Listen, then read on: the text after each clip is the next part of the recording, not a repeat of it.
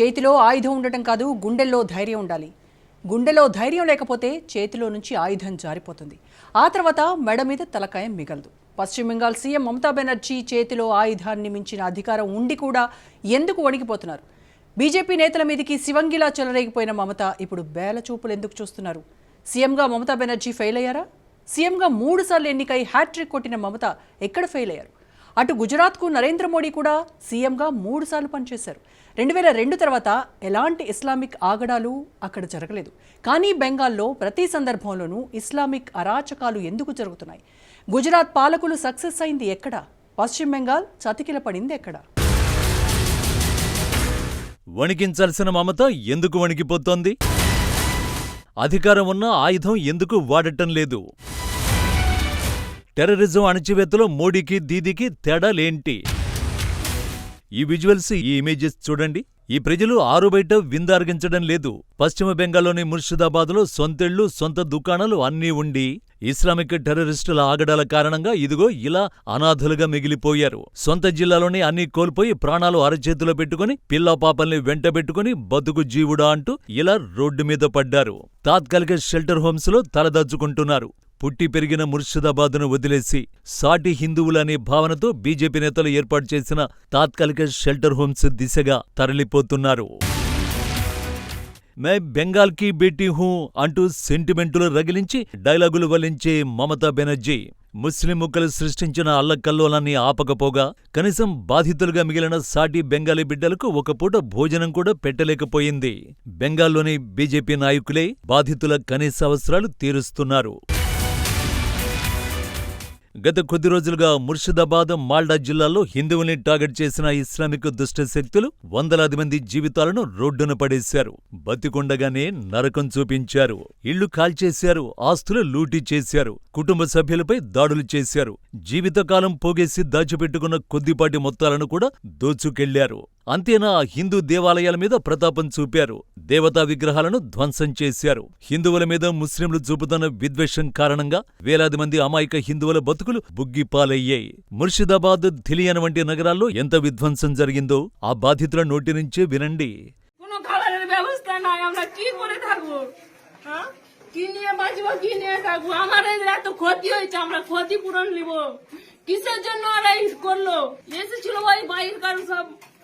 হিন্দু তো কেউ নাই, হিন্দু কেউ নাই, সব মুসলিম এসে করেছে এসব.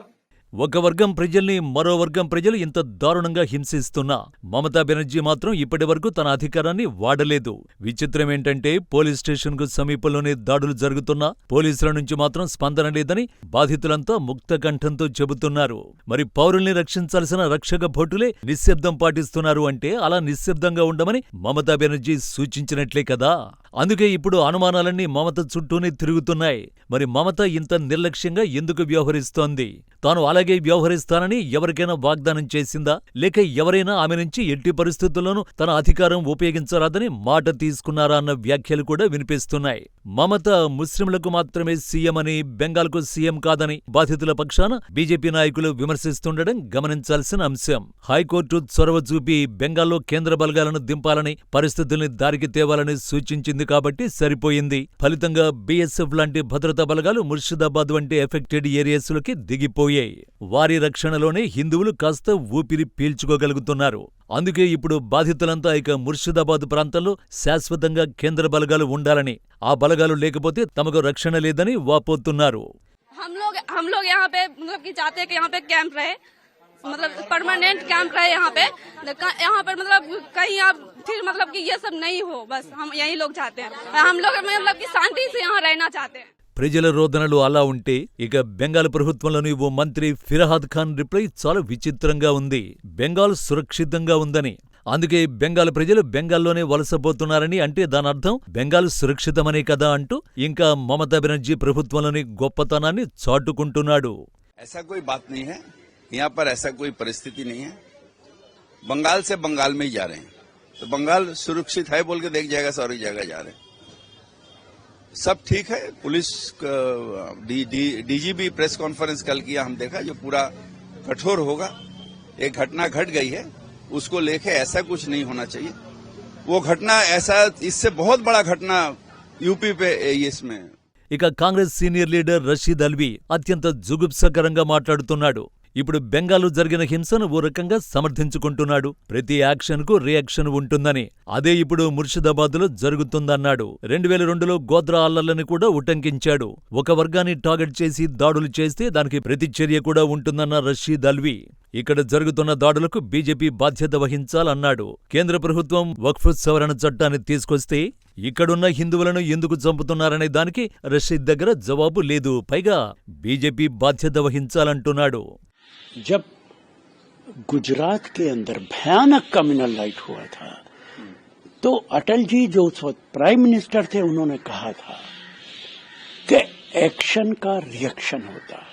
मुर्शिदाबाद के अंदर भी एक रिएक्शन है और इसके लिए भारतीय जनता पार्टी जिम्मेदार है. आप अगर किसी के मजहब पे जबरदस्ती हमला करेंगे उसके नतीजे कुछ भी निकल सकते. వ్యవహారాన్ని ఇంత దారుణంగా చేజెతుల దిగజార్చిన మమతా బెనర్జీ ఇప్పుడు శాంతి వాక్యాలు వల్లిస్తోంది. ఎవరూ ఎల్లకాలం బతకడానికి రాలేదని, అంతా ఏదో ఒకరోజు పోయేవాళ్లేనని, ప్రజలంతా శాంతియుత సహజీవనం చేయాలని నీతి వాక్యాలు వల్లిస్తోంది. మరి సమస్యకు పరిష్కారం చూపించాలని చేవచచ్చిన సీఎంకు అధికారం మాత్రం ఎందుకు అన్న ప్రశ్నలు ఉదయిస్తున్నాయి. అంతేకాదు గుజరాత్ సీఎంగా నరేంద్ర మోడీ ప్రభుత్వం అక్కడ మత కలహాలను ఎలా కంట్రోల్ చేసింది, అలాగే పశ్చిమ బెంగాల్లో మమతా బెనర్జీ ప్రతిసారి ఇలా ఎందుకు ఫెయిల్ అవుతోంది అనేది ఇప్పుడు చర్చాంశాలుగా మారుతున్నాయి. పశ్చిమ బెంగాల్ ముఖ్యమంత్రి మమతా బెనర్జీ 2011 నుంచి సీఎంగా ఉన్నారు. 2011, 2016, 2021 ఎన్నికల్లో గెలిచి హ్యాట్రిక్ సీఎంగా క్రెడిట్ కొట్టేశారు. 2026 ఎన్నికల్లో గెలిస్తే 4వసారి కూడా సీఎం అవుతారు. ఆమె హయాంలో ఎప్పుడూ బెంగాల్ ప్రశాంతంగా ఉన్నది లేదు. బంగ్లాదేశ్ నుంచి వచ్చిన రోహింగ్యా ముస్లింలకు సైతం వంత పాడుతున్నారు. ముస్లింలను కేవలం ఓటు బ్యాంకుగా చూస్తున్నారు కాబట్టి మమతా హయాంలో శాంతి భద్రతలు ఇంత దారుణంగా ఉన్నాయన్న విమర్శలు మరింతగా మూటగట్టుకున్నారు. తాజాగా జరిగిన ఘటనల్లో వందలాది మంది శిబిరాల్లో తలదచ్చుకుంటుండగా అనేక కుటుంబాలు చెల్లాచెదురయ్యాయి. హిందువుల వ్యాపారాలు దారుణంగా నష్టపోయాయి. దీన్నుంచి బయటపడాలంటే ఎన్నేళ్లు పడుతుందో తెలియదు అంటున్నారు బాధితులు. ఇలాంటి సందర్భంలో అటు గుజరాత్లో మోడీ మత కలహాలు ఎలా కంట్రోల్ చేశారనేది కూడా చాలా ఇంట్రెస్టింగ్ అంశంగా మారింది. మోడీ గుజరాత్ సీఎంగా 4 సార్లు పనిచేశారు. తొలిసారిగా 2001లో బీజేపీలోని అంతర్గత కలహాల వల్ల ఢిల్లీ హైకమాండ్ మోడీకి అవకాశం ఇచ్చింది. ఆ తర్వాత 6 నెలలకు ఎన్నికలకు వెళ్లాల్సి వచ్చింది. దీంతో 2002, 2007, 2012 ఎన్నికల్లో వరుసగా ప్రభుత్వాన్ని ఏర్పాటు చేశారు మోడీ. ఆయన హ్యాట్రిక్ కొట్టినా 3వసారి పూర్తికాలం కూడా పని చెయ్యలేదు. 2014 సార్వత్రిక ఎన్నికల్లోనే ఆయన ప్రధాని అభ్యర్థిగా జాతీయ, అంతర్జాతీయ రాజకీయాల్లోకి అడుగుపెట్టారు.